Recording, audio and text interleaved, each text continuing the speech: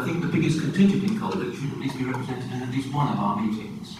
And so I'm delighted to introduce and welcome Claud Tine.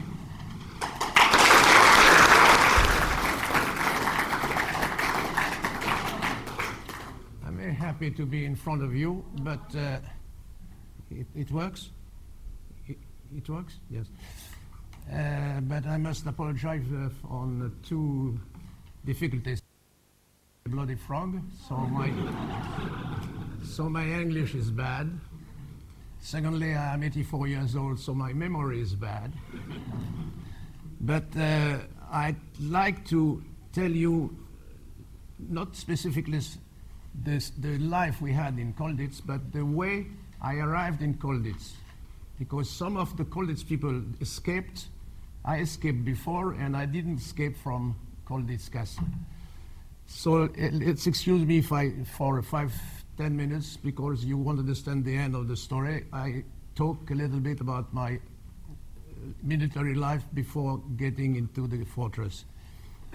When the Allied landed in North Africa on November 1942, just before that I had a bad accident and I was trépané. Is that you? I cut my skull. And I was at the hospital. So it was difficult for me as a cavalry officer to go on horseback somewhere to meet the prospective landers in Tunisia. And I was sent to the staff of the General Commander-in-Chief, the General Juin, who organized the staff on the Tunisian border after the German army landed in Tunisia. When the first armored division of the United States of America landed, the General Robinet, who was in charge of that, came and had lunch at the General Juin's staff, and I was at the same table. And during the lunch, I asked him if I could join his regiment.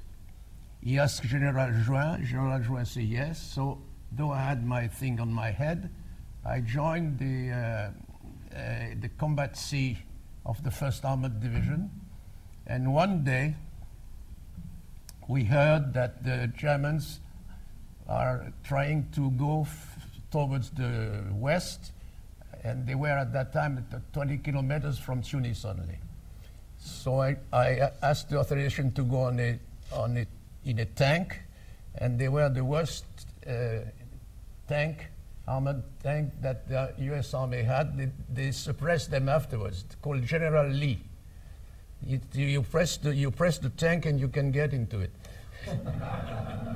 So we were 3 tank going west because we heard that the German troops were on the main road from Tebourba to Medjazelba, which is Tebourba is about 25 kilometers from Tunis, and Medjazelba about 40 kilometers. And then we saw the troops on the road, and we discovered they had Mark IV tanks, and it was raining like hell, and we decided, well, the lieutenant in charge of the patrol decided to go out of the road into the fields. And then the tanks could difficultly go ahead because there was really, comment on dit, la boue, mud everywhere. So we were attacked by the 88 guns, and my tank blew up, and about 2 hours I could go out of the tank, and after 2 hours I fell into a big hole full of water, and I évanouis. Okay, well, the Germans came, put me out, and I was covered with blood, most of the blood coming from my friend on the tank, and they took me to the hospital in Tunis. In Tunis, there was a mess because the Germans just landed in Tunis, and the hospital was the French hospital.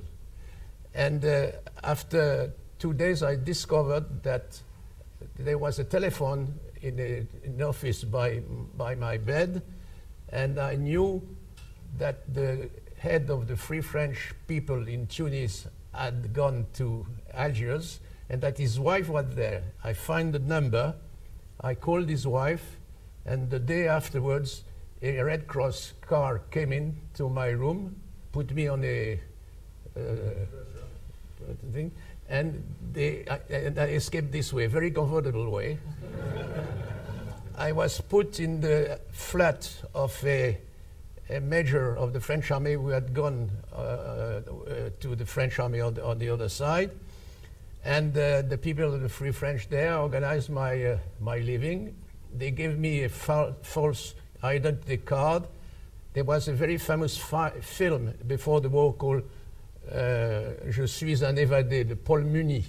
So I chose the name of Muni to change my name. I had a new identity card. The suits of the chap in which, in the apartment of which I was living were about my size, so I was very elegant. And one day, somebody told me that I could meet somebody who could try to take me into the battle lines there to go back to the west. And I had a meeting in a cafe, and after 15 minutes, the Gestapo arrived, and I was in jail. So when I was in jail, I discovered, when they asked my name, I said, Aymar Musni, and they said, no, you're not Mr. Muni, you are Jean-Claude Tine. I never knew how they knew that, but eventually they knew everything by somebody of the FF, French people who talk too much. So I was in the cell in the Casbah. It was pretty annoying because it was dark. We had 15 minutes to walk all by ourselves in the yard. But it was sometimes funny because one day, for instance, they put in jail a lady, and the lady was crying when she arrived by the door of the jail. She was put into the cell, and she said, at least you can leave the door open. They refused. So when the Allied forces decided to attack completely the northeast of Tunisia, the Germans one morning took everybody out of the jail in Tunis, and we were put flat on a truck with handcuffs to the airport, put into a convoy of Junker 52, the transportation planes of the German army, in direction of Milano, in Naples in Italy. On the way, we were attacked by the Royal Air Force. 3 planes were destroyed. In one of these planes, there were all the documentaries concerning the people who were in jail. So they disappeared into the sea with the people in charge. And my plane was half burning, but we arrived close to Naples. Then they took me because we were handcuffed. We were 4 prisoners in each plane, and we were handcuffed. They brought us to the German army at Naples. Nobody knew why we were coming this way, because all the documentary papers were into the water. After one day there, they put us in a train with German army guards, and we arrived at Berlin. At Berlin, we went to the Sachsenhausen concentration camp, but we were put into a barrack where the SS used to live, not into the camp. And for one day, we could sleep. We had something to eat. It was very comfortable. And 2 days afterwards, suddenly they got the paper from I don't know who, and it changed completely. And we crossed the road to get into the concentration camp. We lost all our hair. We gave completely our civilian suits. We were dressed like all the people you've seen in the movies concerning the concentration camp. And I spent there. It was in 1st of April 1943. So I was following all my friends, all naked, to pass in front of the doctors to have the recognition of our physical possibility, because they should use the prisoners to work somewhere. And when I was following to go in front of the doctors, the chap in front of me looked at my head and said, "What's that?" Well, I told him that just before the war, I jumped into the water. There was a bad sea, and I jumped onto a rock, and I broke my head just this way. And he said, "Tell them that it's a Kringverwundung. They are very, very, very satisfied if they have in front somebody who." So I arrived in front of the doctor, and the doctor said, "What's that?" I said, "Kringverwundung." "Oh, sir." So I thought he would say, "Sit down, we'll have a drink together." No. He said, "Okay, so have you got troubles?" I said, "Yes, when I go into I have a vertigo, and things like this." So I was put in a commando in which the commando had to take out of the lorries the wood that were brought to the concentration camp to help the heating the houses and apartments of the SS during the winter. And after 2 days, the chap in charge, the SS in charge, said, "Go up there and you receive the wood." So I was supposed to have vertigo, but I spent 4 or 5 days there. Afterwards, I was sent to another commando where we receive electric string like this, and we had to cut it to recover the copper and all this. And one day I was working in a masonry to build up the first gas system into the commando. It was put in it was started really, I read that in the book, in May 1943, but I participated to the construction of it. I'm very sorry. Then in this camp, it was rather, at that time, it was not Auschwitz and things like this. It was a concentration camp. There were about 30,000 people, mostly Russian, Polish, German, French. We were used for different things. For instance, I was in charge for a week to clean the center of the camp was guarded. It was they used to put them very important personages coming from different countries. There were an ex-French prime minister. There was an ex-French tennis player, Monsieur Borotra. He was there. I don't know what. There was the head of the largest insurance company in Germany, and they were the head of the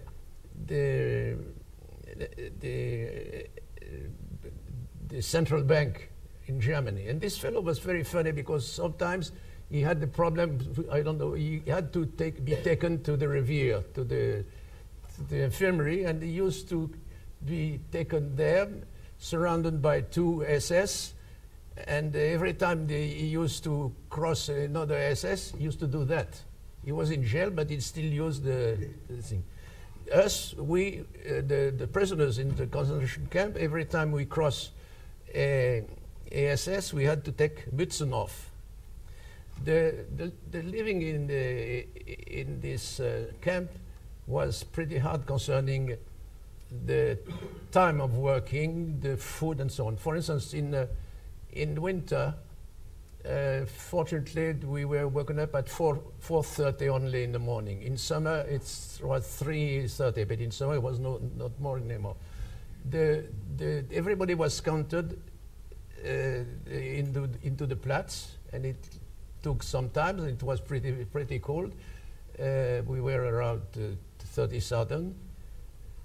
And then some of them were going to different commandos, and some of them working at the Enkel big factory. They were manufacturing aircraft and so on. Now, the people coming from Tunis, as nobody knew why they were there, they sometimes afterwards, most of them were taken out of the camp. Because when Mr. Hitler was in charge of the war at that time, when he gave instructions to the German army going to Tunisia, be very quiet with the French. They are there because they can't stay with Mr. Pétain. They are, and I don't want that the people over there know that they are in the camp, so put them at free people, mostly in different commandos around the camp. I was not put in that type of situation, but one day I was asked to come. They gave me all the suits that I had given when 3 months before, 4 months before I had to take off to change again the thing. I was redressed like I was, and I was sent at the Gestapo Gefängnis, Prinz Albrechtstraße in Berlin. The Prinz Albrechtstraße was the seat of the head of the general Gestapo forces in the country. And just before the war, I had to go to Hungary with a friend of mine to participate at a horseback rally to go visit the country, organized by the Hungarian people. And one of the two people who represented Germany, one was the Graf von Deldorf, who was the Polizeipräsidium of Berlin, and the other one was and when I was there, he was on the top floor, I was in a cell. After 1 or 2 months, I asked, I couldn't speak German. Huh? I spent 6, 7 months there, and after 1 or 2 months, I asked the guard, is the Graf von Deldorf still the boss there? He said, yes, sir, yes, sir. I said, oh, you know him? I said, yes. So he thought I was joking, and everybody, every night, every morning afterwards, when he used to open the door, he used to say to me, Graf von Deldorf, will you come to the Spaziergang, to the promenade? So I was called Graf von Deldorf by the chap from it. Incidentally, I tell you that in the Gestapo jail, it was pretty interesting because we had every morning 20 minutes of walk into a small yard, 5 or 6 people together, but we were not authorized to be less than 25 yards one from the other, and they were forbidden to talk. But I had one promenade was with évêque, padre, padre, one with the German general, one with a chap called Largo Caballero, who was the chairman of the communist chap who was in charge of Spain before at the time of the fight between Franco and the one. He was taken prisoner and sent there, and afterwards he finished in Sachsenhausen, I heard. Who else there? Well, I don't know, but I had a lot of good people, but I never talked to anybody. So one day, I was taken up to the second floor and was interrogated by the Gestapo people. And I was pretty surprised because by the time they had made a sort of survey of who I was, they discovered that the US General Consul in Algiers lived in my house, so they asked me why. They knew my name. They knew that my 2 brothers were in the army and so on. And they told me that I will be sent out of the prison 2 days after in order to go to Colditz. Then 2 days after I was taken out, I was taken by 2 guards, brought to a stalag, which was 25 or 30 miles from Berlin, and I was put in a jail with 3 Russian officers. The conversation was difficult. I didn't speak Russian, they didn't speak French, they didn't speak English. After some times, I learned a few words, and after, let's say, a month, and one day I asked the artillery lieutenant who was there, where do you come from? Where you come from Russia? And what did you do? He looked at me, put his arm like this, and he said, Taxi Rostov. He was a taxi driver, Rostov. You see, that's my first two Russian names I heard. Then after some times, they discovered that if one could go on the shoulders of the other one, they could talk to Russian prisoners who were outside. And the Russian prisoners, they used to distill, I don't know what, to make that they call vodka. And one day, the naval officer who was on the shoulder came down with a bottle like this. And he said, vodka, vodka. And it was horrible. So I didn't drink vodka. But in the evening, they finished the bottle, and in the morning, the naval officer was dead on his bed. I was right not to drink too much. Now,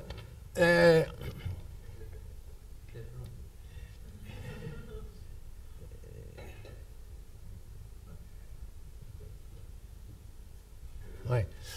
Now, one day, after I don't remember how many months I stayed in the Gestapo jail, and one day they took me out and they brought me to Colditz.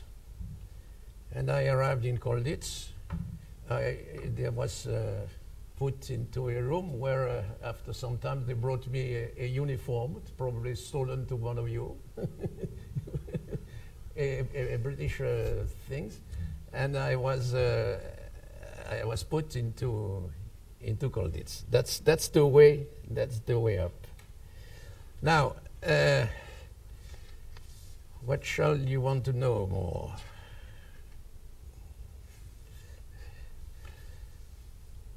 Well, the life in Colditz, I don't know if I'm going to speak about this because we have professionals of Colditz there. It was not completely the end of the war, but really, at that time, after the landing in Normandy and so on, we didn't feel the same way that probably people used to feel when they were taken in 1940 or 1941. So, as myself, I didn't participate in any escape trial in Colditz, so I don't have to tell you any stories about the way most of these people escaped or tried to escape or were taken back. But when I went to Colditz, I was a frog, and I'm still a frog. I knew the reputation of the frog, that they tell a lot of stories and so on. So I didn't tell many of you about my life in the concentration camp, because if I come into the details of the life in the concentration camp, nobody would have believed me at that time. Because it was really horrible, and you had no papers like you had after 1945. So I didn't talk very much about that time. Now you know everything about that type of. I don't know what to tell you. The living was not like it was in Auschwitz and places like this at the end of the war, because they started to kill many more people after 1944 than at the time I was. But the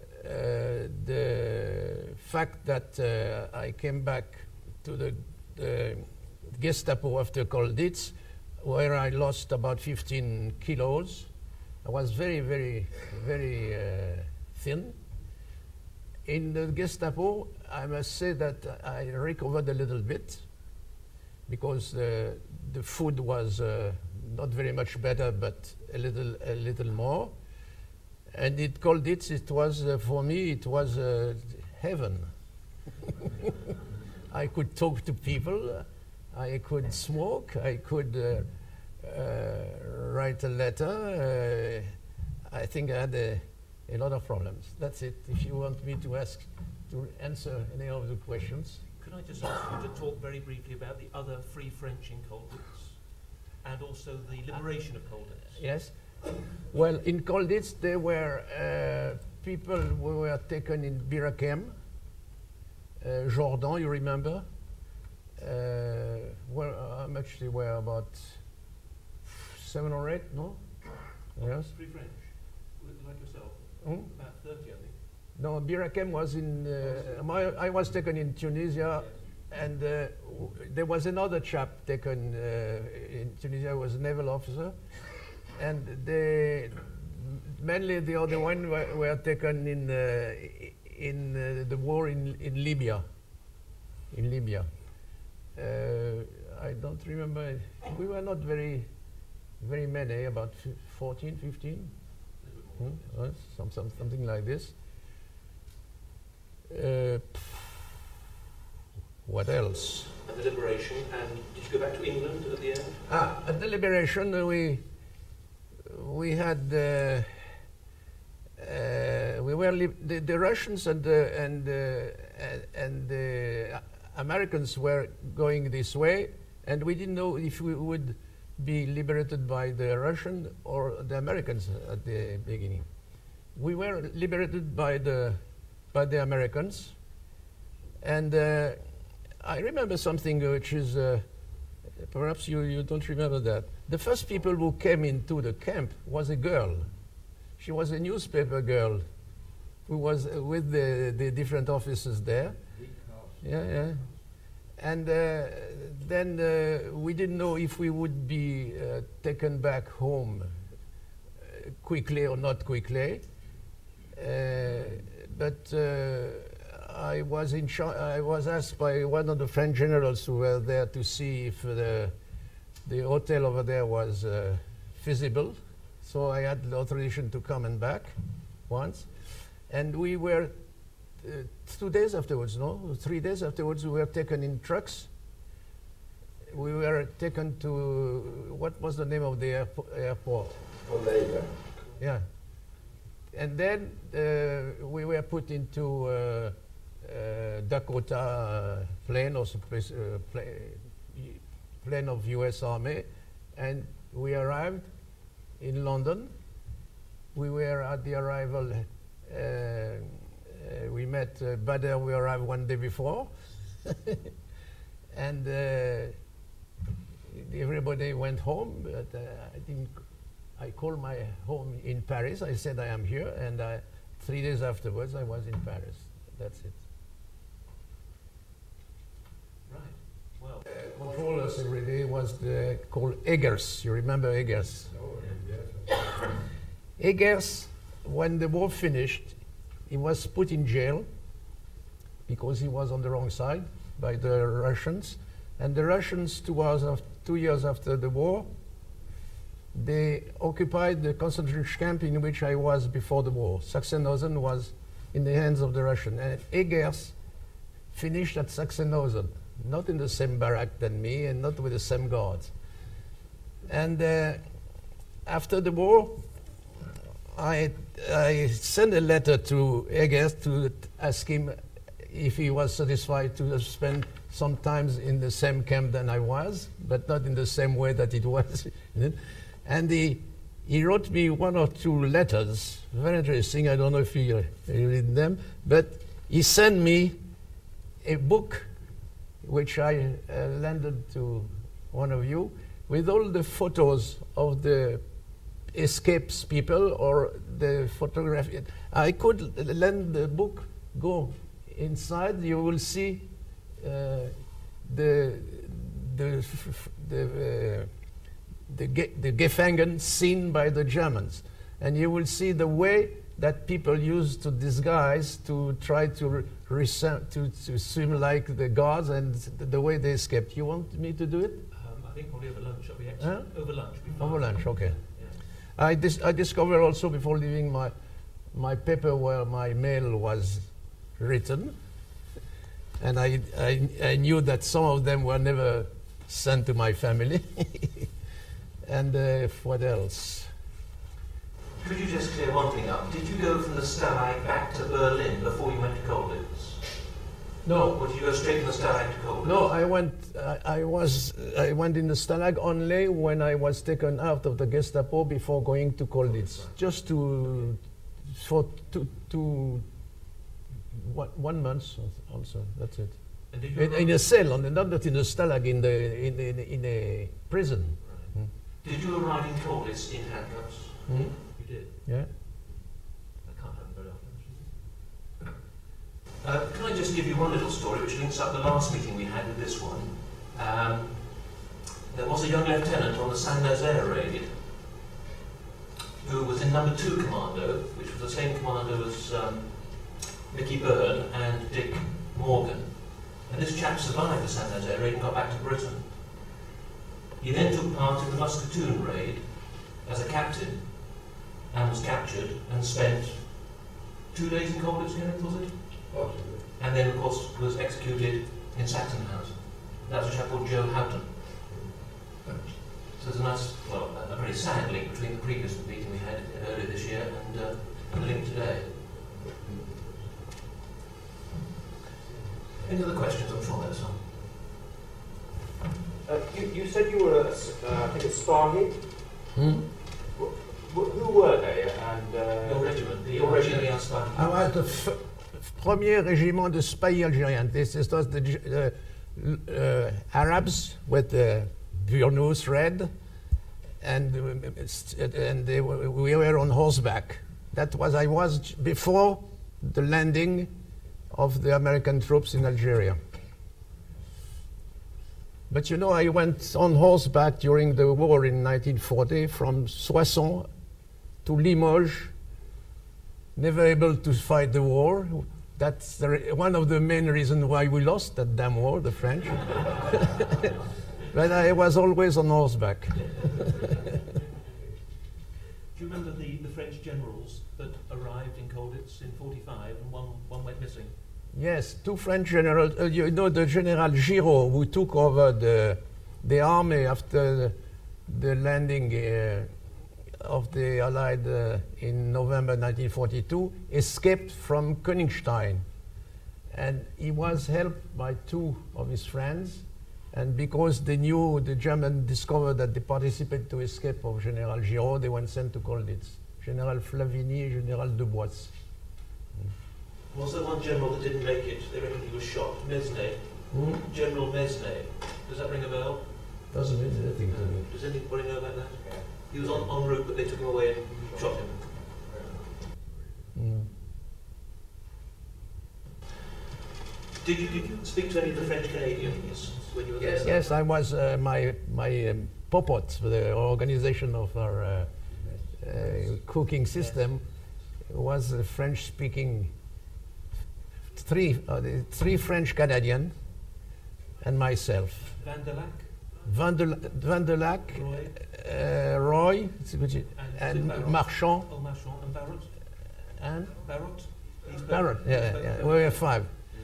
And it was really funny for a Frenchman to live with the French Canadians because they're supposed to speak French, we're supposed to speak French, but we don't do it the same way.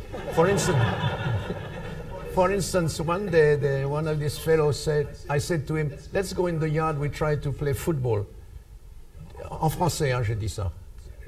Allons dans la cour pour jouer au football. Et là, il said en français, tu ne pourrais pas parler français comme tout le monde? Alors, I said, why? On ne dit pas football, on dit la balle au pied. Nobody in France would have understood that. One of those French Canadians is alive. Yes. The Roy. Roy, yes. You said you assumed the name at the beginning of your story. At what stage did the Germans discover your real name? Was that after you got to the SS headquarters? The first day where I discovered that, it was when I was interrogated, when I was taken to the Gestapo jail. I don't know. I never knew. But they had suddenly a big spying organization in Algiers because they knew who was living in my. I had a house over there because my family and my business was in Algeria also. And he knew that the German Kenneth Penda was living in my house, even since before the landing. I never knew. Sorry. Okay. If you had proper POW status, why were you sent to Sachsenhausen? What? If you had proper prisoner of war status, why were you sent to Sachsenhausen? Well, I was taken. I told you the story about the 3 Junkers we went down. Yes. When I was taken by the police in Tunis, I was not an officer. I was a civil escaped officer, and I didn't. There was no proof that you were not. And I never said that I was an officer, escaped officer. I was put there, and nothing. And then a few days afterwards, we were put into a plane. The people of the thing went down, but they knew already. They knew when I was interrogated in Tunis. They knew that I was not Mr. Muni, but Mr. Tine, and I was a evaded officer. But So you they said would the be- Germans also knew who you were. What? You said the Gestapo also knew who you were. The what? He says that the Gestapo knew who you were, your real name. Yes, they knew in Tunis, but they didn't know in Berlin because all the documentaries concerning the people in the UK going to Naples went down into the water. Were you ever officially informed of why you were sent to Colditz? Did the Germans ever explain why you were sent to Colditz? I never heard about Colditz before I was taken to Colditz. So you arrived at this castle not knowing what it was? No. David? When you consider the Sachsenhausen question, I mean, it's not that because 4 of the people after the Great Escape they ended up in Sachsenhausen. They knew they were. David makes the point that after the big escape by the RAF from Sargen, 4 of the escape was British escapers ended up in Sachsenhausen, and were in the bunker. In fact, after their escape from Sachsenhausen, They couldn't have had better credentials. and they were proper, they were prisoners of war captured in fighting, and they ended up in Sachsenhausen as well. So In that plane there were no officially British prisoner because we were taken from the civilian prison in Tunis, and in that transportation where we were attacked by the Royal Air Force, I don't know if they were the prisoners of war in it or not. I don't think they were. if you look in Jean-Claude's Eggers album, you'll see a map of Sachsenhausen, the plan, and Eggers was in Block 51, which was in fact about literally a stone's throw from the bunker, where of course the musketoon men were, and also Wednesday and Widow. David, as a follow-on to that previous question, Steve explained possibly why he was sent from Sachsenhausen to be upper headquarters if the Germans had known he was a military person. I may have missed it, but I wouldn't understand why he was transferred from Sachsenhausen. The question is, the general isn't quite sure why you were transferred from Sachsenhausen to Prince Albrechtstrasse in Berlin. Yes, but why? Yeah, I spent 4 months in Gestapo battalions. And the reason you were moved there, he asked. Well, probably at that time they discovered after some thing that I was a prisoner of war, and the International Red Cross looked at me for months, and they discovered that, and that's why probably they took me back to the.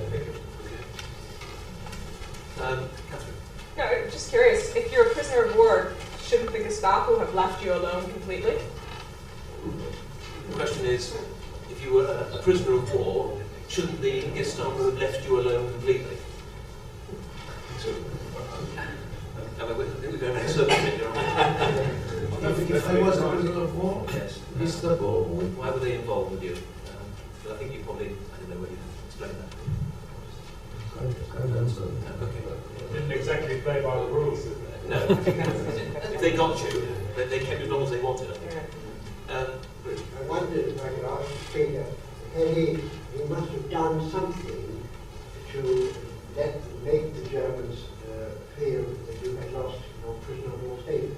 Did they ever say to you, you have lost your prisoner of war status? That's what they said to me. Grisman was at large in Poland for a long time, and the Gestapo there said that he had lost his prisoner of war status. Did they ever say that to you, that you have lost your prisoner of war status? Or give any reason why you've lost it? I can't answer that question. When I came as a civilian in Colditz, I became a prisoner of war. But nobody told me about my situation. I spent all my time when I was locked up in this funny place, demanding that I should be put back into the custody of the German army. I knew I'd get much better treatment. And they just said it lost your status. Was that probably because you were actually dressed in civilian clothes when you were caught? Because that more or less lost your status. If you were caught in civilian clothes, you were more or less treated as a spy until proven otherwise. Yeah, well, my experience of it was accepted by German people where I was actually wearing German clothes, German military. I think nearly everybody in this case was recalled in some form. Did you ever try and insist that you should be moved from Sachsenhausen to a prisoner of war camp? Did you actually say, I want to be moved? But you don't know what is a concentration camp. You can't do anything in a concentration camp. Okay. You just have to accept to be at 3:30 in the big Platz or receive something on your... You don't ask questions. You never talk to anybody. You just take your whistle off. Fair enough. John? Yeah, David, I might have got this wrong actually, but were the Gestapo actually aware that John Claud was actually a POW or not?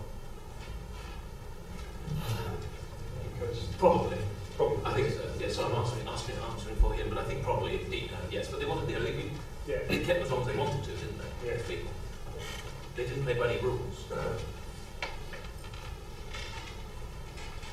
When you were in Sachsenhausen, were you kept together with all the other prisoners and treated exactly the same way, or were you in a separate group? You said that you were moved from a reasonably nice place initially in Sachsenhausen for a couple of days, but then they found out, then they moved you into the main camp, and you lived in one of the barracks just like any other prisoner with all the others. I was in like 30,000 people with the special. My number was 63, 62,311. I had that.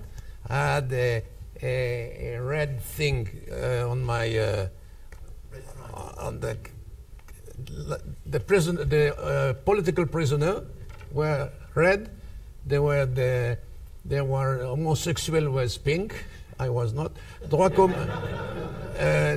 were a lot of people who were there, not at all for political reason. The people who were condemned for a thief or another thing, and they had a better friendship with the SS than the political people. And in the barrack, we had one chap was in charge of the barrack, was a prisoner, but they all were like this, the green people, the people who were thieves, and they were very powerful. There were Tsigan, there was the Jews with their yellow thing, and there were German people. I tell you something, I had the number 63,201, 211, and there was a chap in my barrack who had the number 935. He was a German who was there since the beginning of the camp, and he managed to work at the infirmary, the Hospital. Infirmary? Yes, hospital. At the hospital of the camp, which was much better and for the people. And he's been there since 1938 or something like this. 1938, was it? So some of them could go through. Yeah. Did you ever do that awful marching where they tested your boots? Yes, and people like me, who were, there were many types of story of people in the camp. Some were sent to big firm like Henkel. They were working like in a worker in a plant. Some had definite work in places like this, and most of them we change very often. And one day, I don't know why I was not very polite with one of the chap. The day afterwards, I was asked to come to the Schuhprüfstelle. The Schuhprüfstelle, it was a system whereby the army wanted to check if the boots they order for the army were good. And the yard of the concentration camp was about 640 meters when you make the tour. And so the Schuhprüfstelle, every morning at 5 o'clock in the morning, you were sent by a barrack, and somebody will throw a pair of shoes, not asking what was your size. You had to put your shoes, and the whole day you turn around with four or five stops only or something. It was exhausting. And afterwards, they put the number of kilometers made by the day, and they could see if the. I had a pair of shoes who had always 95 kilometers because it was put on a ribbon in the shoe. It was pretty funny that. One day. Not in one day, is it? One day. One day. I did it one day, but perhaps some people did it more on this one. 55 miles? Afterward, I was in a commando called the Muslims. I don't know where. It was the. I told you it was the commando where you had to take electric string like this and get back the copper, and it's very very comfortable. You were sit down all the day. Back to France after the war, what did you do? Did you stay in the army or did you work in civil? No, I didn't stay in the army. No. I had to. My family had a lot of investment in North Africa. My father died during the war, and I went back to Algiers. Did you know a chap called Ali Leverne? Yes. Yes. Well, yes. Yes. There's the Tunisian. Lutz. Yeah. Who's a saxophone and a Prince The Albert. chap we skip. There's a book called it No Trumpets. You remember? No drums, no trumpets. Yes. He worked with Dick Jones, by the way. He worked with Dick Jones in North Africa before he was captured. So there's another big story in there. Any other questions? Jean-Claude, did you talk to Dick Jones? Dick? Dick Jones in Colditz. He was a little man. Yes. I don't remember his face, but I remember his His name. name wasn't Dick Jones. Dick Jones. Yes, Dick Jones. I didn't talk. I should have spoken about that fellow. Dick Jones was a very, very peculiar man during that war. He could speak Arab better than English. I think he never been to England before the war. He was spying for the intelligence service in Ethiopia and Libya and so on. And he was in Tunis, and he was taken prisoner in Tunis, I think. Then he came, I don't know to what jail in Germany, and he told me that when he came in, when he was taken to Germany, and when he was asked by the people of the prison to tell who he was and so on. And when they say, what was your job? He said, spy.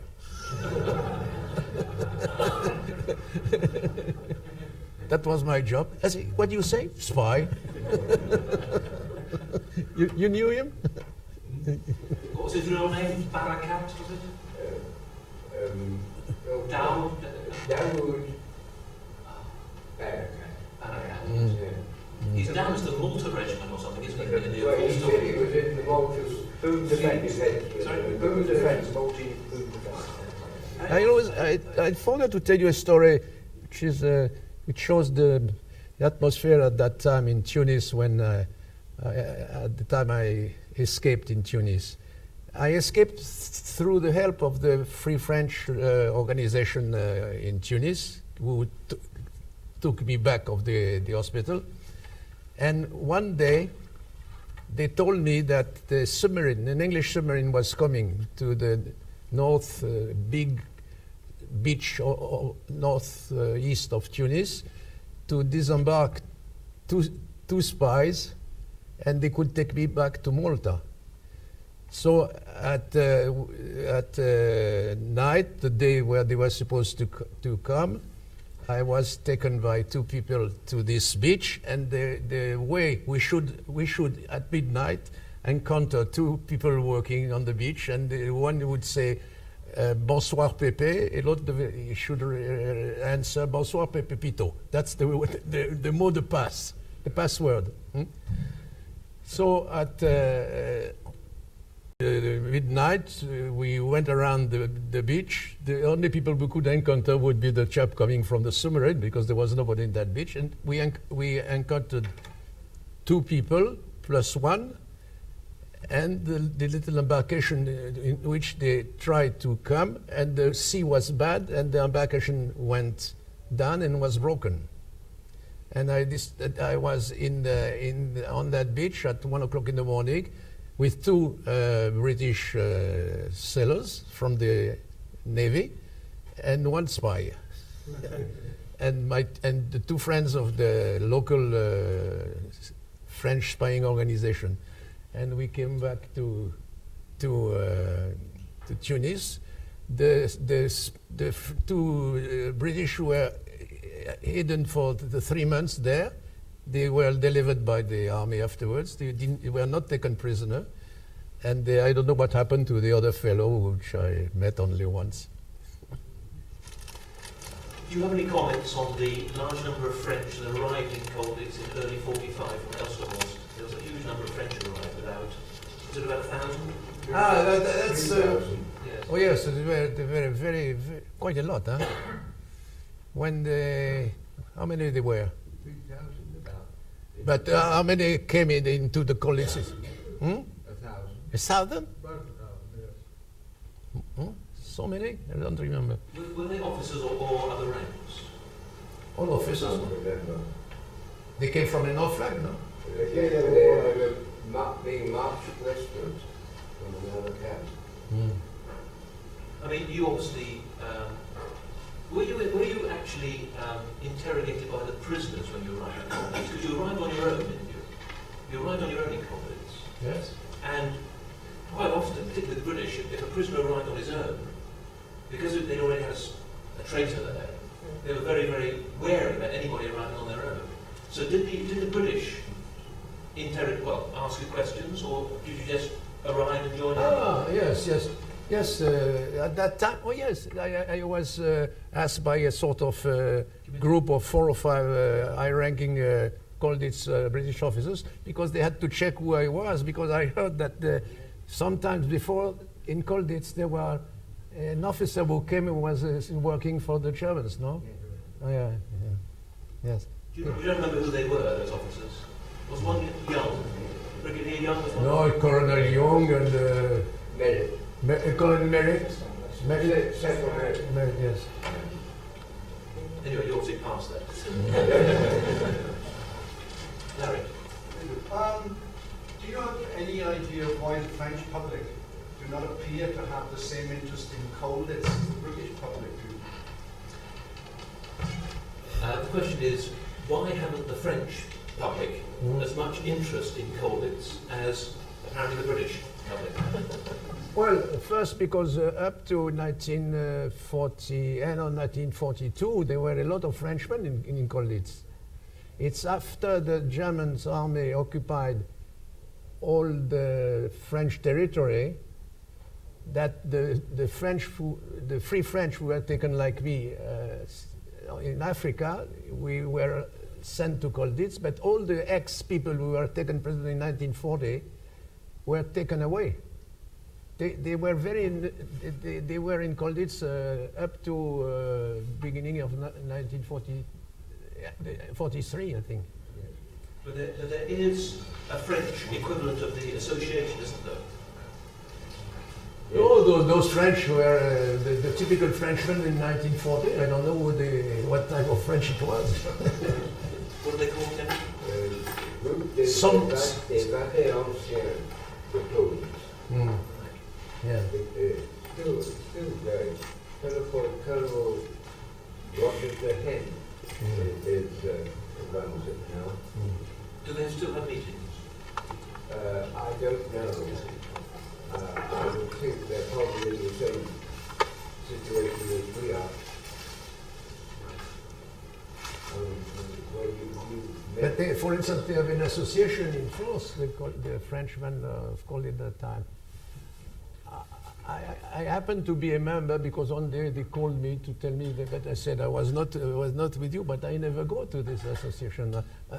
I go to ours in Great Britain. Yeah. I noticed that there's an article. Well, I've given you an article in your handout. I hope you got it, which shows, which tries to show how much we've neglected prisoners of war in Britain, whereas in France they gave a medal, didn't they? Yes, they get there's in fact a prisoner of war medal. So it just shows the different attitudes of the two governments. Many books were published on Colditz. I haven't read all of them, but recently there was a new book which I received, I don't know how, from a chap who was about 16 years old when we were in Colditz, and he wrote a fantastic book. He never was aware of what was the war and what was the afterworld, and he's now 46 years old or something like that. You read that book? It's Henry Chancellor. Henry Chancellor. Yes, he's been at one of our meetings. Very, very good book. It's well written. Yes. He worked like a slave for years. But it's not the definitive article. David, can I mention, we've got about 10 minutes, actually, and Patrick wants to have a few words now. Okay. Yeah. And I'd like to receive, on behalf of the Society, a book. Oh. The Terence Alexander video, and I thought, goodness me, thank you. What a nightmare. But I've chosen a bottle of Spanish Rioja just to